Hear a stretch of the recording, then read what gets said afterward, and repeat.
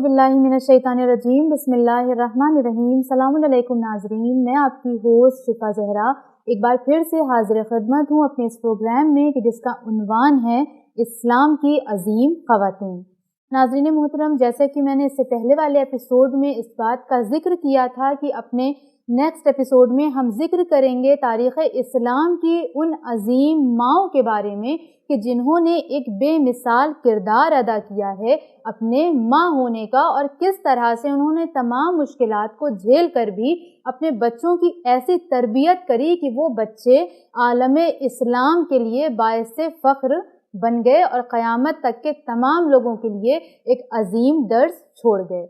अब अगर हम तारीख़ इस्लाम की अजीम माओं के बारे में मुतालिया करें, उनके बारे में रिसर्च करें, तो हमारे सामने बेशुमार नाम मौजूद हैं, बेशुमार शख्सियात मौजूद हैं। लेकिन मैं चाहूँगी कि मैं सबसे पहले उस माँ का जिक्र करूँ कि जो आलम इंसानियत की माँ है, यानी जो हमारी और आपकी माँ है, जो इस पूरी दुनिया की सबसे पहली माँ बनी, एक ऐसी औरत कि जिसको परवरदिगार आलम ने सबसे पहले माँ बनने का शरफ दिया। वो कौन? वो हज़रत हव्वा अलैहिस्सलाम हैं कि हज़रत हव्वा वो कि जिनकी गोद में एक इंसान ने परवरिश पाकर इस दुनिया में आलमे इंसानियत को बर्पा किया।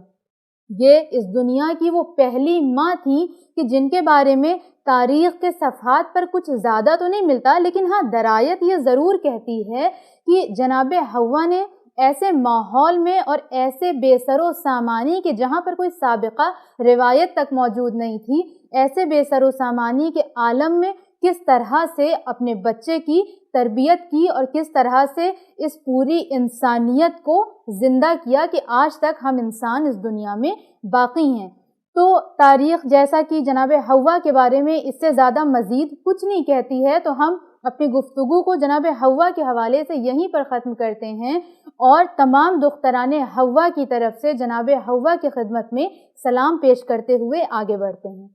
अब इसके बाद अगर देखा जाए तारीख़ इस्लाम की दूसरी माँ, एक ऐसी माँ, ये एक ऐसी ख़ातून हैं कि जिनका किरदार बहुत ही ज़्यादा पाकीज़ा। वो कौन? वो जनाब हाजरा हैं। जनाब हाजरा एक बेमिसाल ख़ातून का नाम है। जनाब हाजरा एक ऐसी सीरत की मालिक थी कि जिनको एक नबी की माँ बनने का, एक नबी की बीवी बनने का शरफ हासिल हुआ।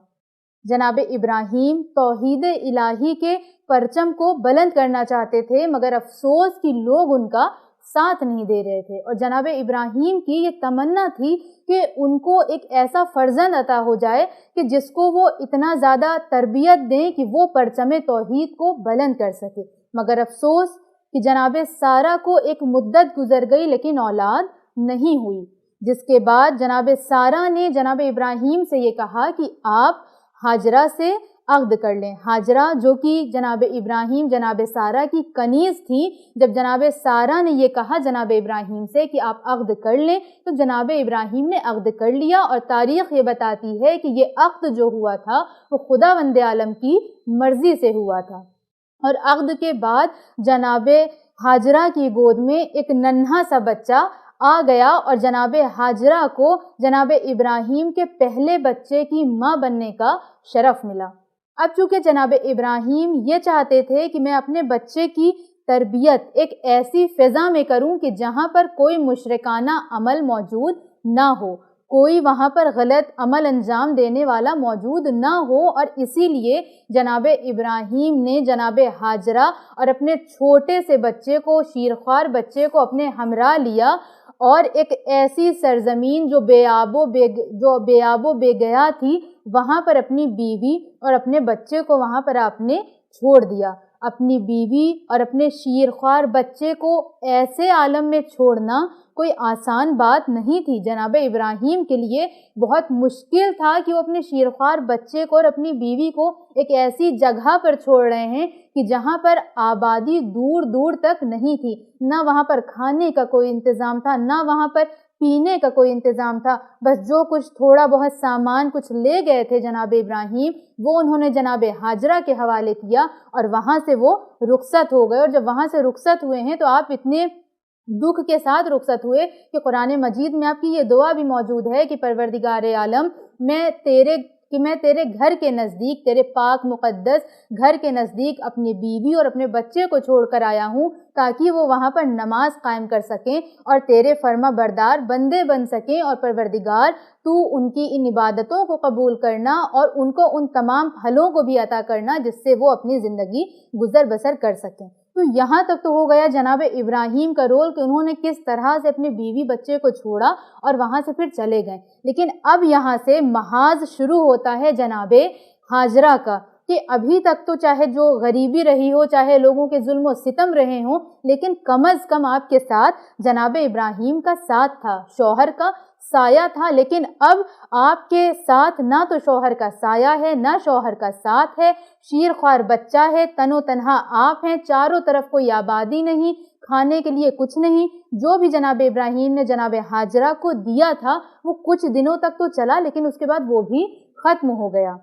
یہاں تک کہ جناب ہاجرہ کا شیر بھی خشک ہو چکا تھا۔ اب آپ تصور کریں ایسے عالم میں جناب ہاجرہ نے کس طرح سے اپنے اس مشن کو آگے بڑھایا۔ اگر کوئی اور خاتون ہوتی تو یا تو وہ وہاں پر شوہر کے نہ ہونے کا شکوہ کرتی، گلہ کرتی، روتی چلاتی، یا پھر وہ اپنے آپ کو مار کر خود بھی دفن ہو جاتی اور اپنے بچے کو بھی مار کے وہ دفن کر دیتی۔ مگر ہمارا سلام ہو ہاجرہ جیسی خاتون پر کہ جنہوں نے تمام چیزوں کو مد نظر رکھتے ہوئے، اور اسپیشلی یہ کہ مجھے ایک ایسے بچے کی تربیت کرنی ہے کہ جو پرچم توحید کو بلند کرے گا۔ اب آخر کار وہ مقام بھی آیا کہ جب جناب اسماعیل پیاس سے بیتاب ہونے لگے، مامتا یہ کہہ رہی تھی کہ میں اپنا خون بھی نکال کر اپنے بچے کو پلا دوں، مگر افسوس کہ جناب ہاجرہ کے پاس کوئی بھی ایسا سامان، کوئی بھی ایسی چیز نہیں تھی جس سے وہ اپنے بچے کی بھوک اور پیاس مٹا سکیں۔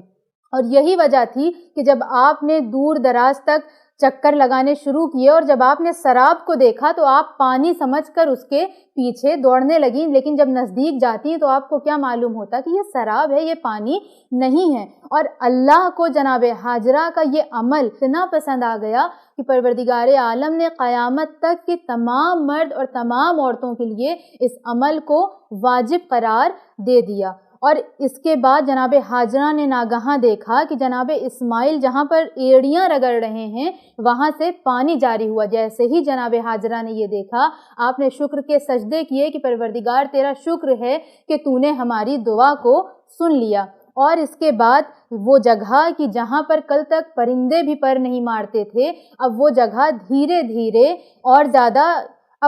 دھیرے دھیرے بڑھنے لگی، وہاں پر درخت اگنے لگے، جو بے آب و گیا زمین تھی وہاں پر اب پرندے آنے لگے۔ اور ایک وہاں سے قبیلہ گزرا کہ اس قبیلے نے چاہا کہ وہ وہاں پر اپنی زندگی گزر بسر کرے، اور اس نے جب آ کر دیکھا کہ یہاں پر ایک بی بی موجود ہیں تو انہوں نے آ کر، وہ قبیلہ جرہم تھا کہ جس نے آ کر جناب ہاجرہ سے اجازت مانگی کہ ہم یہاں پر رہنا چاہتے ہیں، اور جناب ہاجرہ نے ان کو اجازت دی، اور اس کے بعد سے یہ سرزمین آباد ہو گئی۔ در حقیقت دیکھا جائے تو یہ ایک مامتا کی، ایک ماں کی تڑپ تھی، ایک ماں کی یہ محنت تھی جو رنگ لائی کہ کل تک وہ بے آب و گیا زمین کی جہاں پر پرندہ بھی پر نہیں مار رہا تھا، آج وہ جگہ پوری طرح سے آباد ہو گئی تھی۔ اور شاعر بھی کچھ اس طرح سے جناب ہاجرہ کے اس عمل کو بیان کرتا ہے، اور ایک عورت کی بھی منزلت کو اس طرح سے بیان کرتا ہے کہ یاد ہے آج بھی ہر ایک کو تاریخ حرم، یاد ہے آج بھی ہر ایک کو تاریخ حرم، ہاجرہ نے جو رکھے